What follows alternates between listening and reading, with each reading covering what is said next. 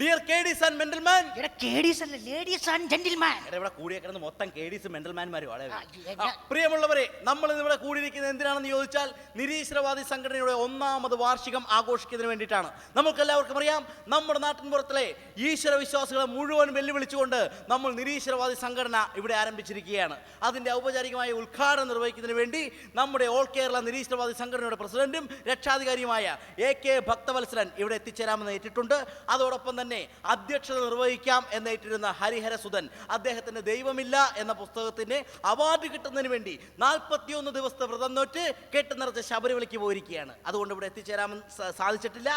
താൽക്കാലികമായിട്ട് നമ്മുടെ സ്വാമി ഇവിടെ തികച്ച ഈശ്വരവിശ്വാസി ആയിരുന്നിട്ട് പോലും ഇപ്പോൾ അതിൽ നിന്നെല്ലാം വ്യതിചലിച്ച് നിരീശ്വരവാദിയായി തീർന്ന നമ്മുടെ സ്വാമി ശ്രീ രഹസ്യാനന്ദ തിരുവടികൾ ഇവിടെ എത്തിച്ചേർന്നിട്ടുണ്ട്.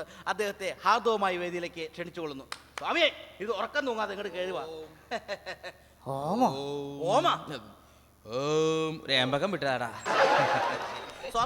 സ്വാമി കുറെ നാളായിട്ട് ഇങ്ങനെ ഈശ്വര വിശ്വാസം എന്നൊക്കെ പറഞ്ഞിരുന്നു. പെട്ടെന്ന് ഇങ്ങനെ നിരീശ്വരവാദത്തിലേക്ക് വരാനുള്ള കാരണം എന്താണ്? എന്താ കാരണം എന്ന് വെച്ചാൽ ഈശ്വരനുണ്ടോ?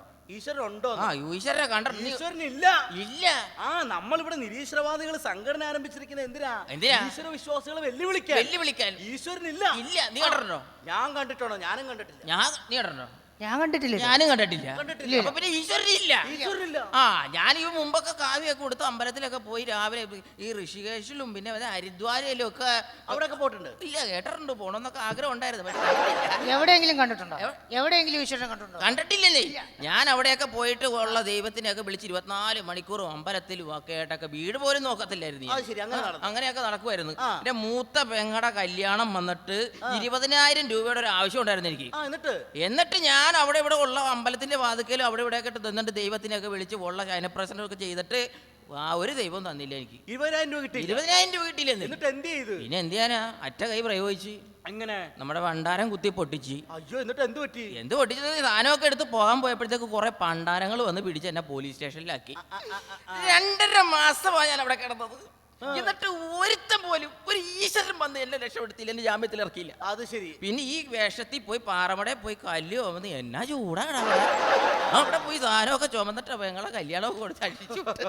ഓക്കെ, അപ്പൊ അങ്ങനെ മാനസാന്തരം വന്നൊരു സ്വാമിയാണ്. അപ്പൊ ഏതായാലും സ്വാമി സ്വാമിയല്ല, ഞാനിപ്പോ ആസാമിയാ. അതെ, നമ്മളിപ്പോ നിരീശ്വരവാദത്തിലേക്ക് വന്നപ്പോ ആസാമിയായി. അപ്പൊ ഏതായാലും നിരീശ്വരവാദത്തെ കുറിച്ചൊരു പ്രഭാഷണം ജനങ്ങൾക്ക് വേണ്ടി അങ്ങോട്ട്. ഭക്തജനങ്ങളെ, അല്ല ചത്ത ജനങ്ങളെ, നമ്മുടെ ഈശ്വരൻ എന്ന് പറയുന്നത് ഇല്ല. സത്യത്തിൽ ഈശ്വരൻ ഇല്ല. ചില കവികൾ പറയുന്നുണ്ട് ഈശ്വരൻ ഒരിക്കൽ വിരുന്നിന് പോയെന്ന്, അതും രാജകൊട്ടാരത്തിൽ വിളിക്കാതെ. രാജകൊട്ടാരത്തിൽ വിളിക്കാതെ ഈശ്വരൻ വിരുന്നിന് പോകും. എത്ര വൃത്തികെട്ട പരിപാടിയായി.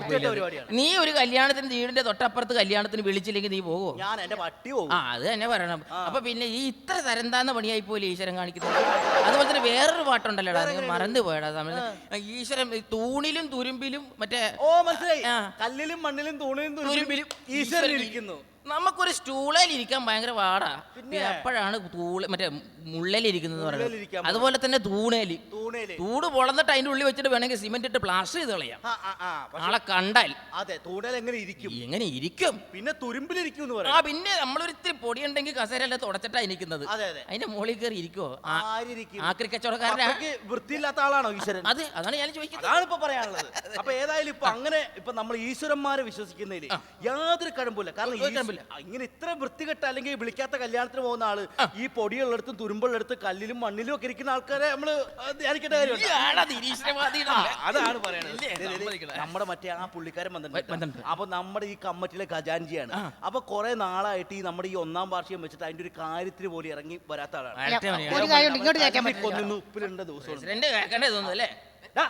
എന്റെ ഭഗവാനെ, നിങ്ങൾ ഇതുവരെ തുടങ്ങിയില്ലേ? ഭഗവാനാ? അതെ, ഞാൻ വൈകിയത് മനഃപൂർവ്വമല്ല സുഹൃത്തുക്കളെ. നമ്മുടെ നിരീശ്വരവാദി സംഘടനയുടെ നമ്മളൊരു 1ാം വാർഷികമൊക്കെ ആഘോഷിക്കണല്ലേ. നമ്മുടെ ഈ സംഘടനയുടെ ഐശ്വര്യത്തിനും ഉന്നമനത്തിനും ഐക്യത്തിനും വേണ്ടി ഞാൻ ചോറ്റാനിക്കരെ 10 ദിവസം വ്രതം എടുക്കാൻ പോയതാണ്. വൃത്തികെട്ടവനെ ചോറ്റാനിക്കലിൽ വെതം കൊടുക്കാൻ ചോദിക്ക് നീ പോയേക്കുന്നത് നമ്മുടെ നിരീശ്വരവാദി സംഘടന ഉദ്ഘാടനത്തിന് നമ്മുടെ ഐക്യത്തിന് ഉന്നമനത്തിന് വേണ്ടി ചോറ്റാനിക്കലിൽ വെറുതെ കൊടുത്ത് അവന് ഏലസും കെട്ടിയാ വന്നേക്കുന്നത്. അഴിച്ചു കളടാ. അഴിച്ചു കളയാ ഏലസ്. എടാ നമ്മൾ നിരീശ്വരവാദികൾ ഏലസ് കെട്ടാൻ പാടില്ല. അഴിച്ചു കളയാൻ കെട്ടാൻ പാടില്ല. ഇതൊക്കെ ഈശ്വരവാദികളുടെ സിമ്പൽ അല്ലേ? ഇങ്ങോട്ടാ പറഞ്ഞത് അഴിച്ചു കളയാനായിട്ട്. സ്വാമിയുടെ കയ്യിൽ എന്താണ്? ഇതും പൊങ്ങിപ്പോയപ്പോ എന്താ സ്വാമി ഈ കാണുന്നത്? ഇത് ഞാൻ ഇന്നലെ സെക്കൻഡ് ഷോ സിനിമയും കഴിഞ്ഞ് വരുന്ന വഴിക്ക് പേടിച്ച് പൂച്ച വട്ടം ചാടിയതാ. അപ്പൊ സ്വാമിയുടെ ഇടത്തെ കയ്യില ഇതാ അത് നീ കണ്ടോ, ഞാൻ മൂടി വെച്ചിരുന്നതാ. എടാ എനിക്ക് വരുന്ന വഴിക്ക് ഒരു തുള്ളപ്പലി ഉണ്ടായിരുന്നു. തുള്ളപ്പലി വന്നപ്പോ എന്റെ അടുത്ത് ജോത്സ്യം പറഞ്ഞ് ഇത് ജപിച്ചു തന്നതാ, ഇത് കെട്ടിക്കോ. എന്റെ പൊന്നു സ്വാമി അറിയാലോ നമ്മുടെ രക്ഷാധികാരിനെ, ആ, പിന്നെ? ഭക്തവത്സലൻ സാറിനെ. എന്റെ അമ്മോ. ഏലസ് എന്നല്ല ഇതുപോലത്തെ ഈ ഭക്തി എന്ന് പറയുന്ന സംഭവം കേട്ടു പോരുത്. അഴിച്ചു വെക്കത്. ഇതൊക്കെ മൊത്തം മൂടിക്കോട്ടെ, സംഭവമൊക്കെ മാറ്റിക്കോ. കാരണം ഈ ഭക്തവത്സലൻ സാർ ഇവിടെ എത്തിക്കഴിഞ്ഞാലല്ല നിങ്ങളെ നിന്നും ഏലസും നിന്നും അതെ. സ്വഭാവം അറിയാല. ഭക്തി എന്നല്ല ഈശ്വരൻ എന്ന് പറയുന്ന സംഭവമേ ഈ പ്രദേശത്ത് കണ്ടുപോരുത്. അതാണ് ഭക്തവത്സലൻ. സാറേ നമസ്കാരം. നമസ്കാരം. പോയ കാര്യമൊക്കെ എന്തായി? പോയ കാര്യം ക്യൂവിൽ നിന്നാ പക്ഷെ കിട്ടിയില്ല. എവിടെ പോയ കാര്യമാണ് ഈ പറയണത്? ബിവറേജ് കുപ്പി മേടിക്കണ കാര്യമല്ലേ പറഞ്ഞു. എന്റെ പൊന്നു സാറേ അതല്ല, നമ്മുടെ ഈ നിരീശ്വരവാദി സംഘടനയുടെ ഉദ്ഘാടനത്തിന് വേണ്ടി ആരെങ്കിലും സംഘടനയുടെ ഉദ്ഘാടനം. ആ പ്രിയപ്പെട്ട സുഹൃത്തുക്കളെ, നമ്മുടെ ഈ നിരീശ്വരവാദി സംഘടനയുടെ ഉദ്ഘാടനം ചെയ്യാൻ വേണ്ടി ഞാൻ പല രാഷ്ട്രീയക്കാരെ പോയി കാണുകയുണ്ടായി. ഈശ്വര വിശ്വാസികളായ രാഷ്ട്രീയക്കാർ അവർ പറഞ്ഞു നമ്മളുടെ ഈ നിരീശ്വരവാദി സംഘടന ഉദ്ഘാടനം ചെയ്യാൻ അവർക്ക് സാധിക്കില്ല എന്ന്. സാധിക്കില്ല എന്ന്. അതുപോലെ തന്നെ ഞാൻ സിനിമാ താരങ്ങളെ പോയി കാണുകയുണ്ടായി. കാണണം. അവരും ഇതുപോലെ തന്നെ പറഞ്ഞു നമ്മുടെ ഈ നിരീശ്വരവാദി സംഘടന ഉദ്ഘാടനം ചെയ്യാൻ അവർക്കും കഴിയില്ല എന്ന്. അതെന്താ പരിപാടി? ഇവരോടൊക്കെ എനിക്ക് ഒന്നേ പറയാനുള്ളൂ, എന്ത്? നിന്നോടൊക്കെ ദൈവം ചോദിക്കൂടാ.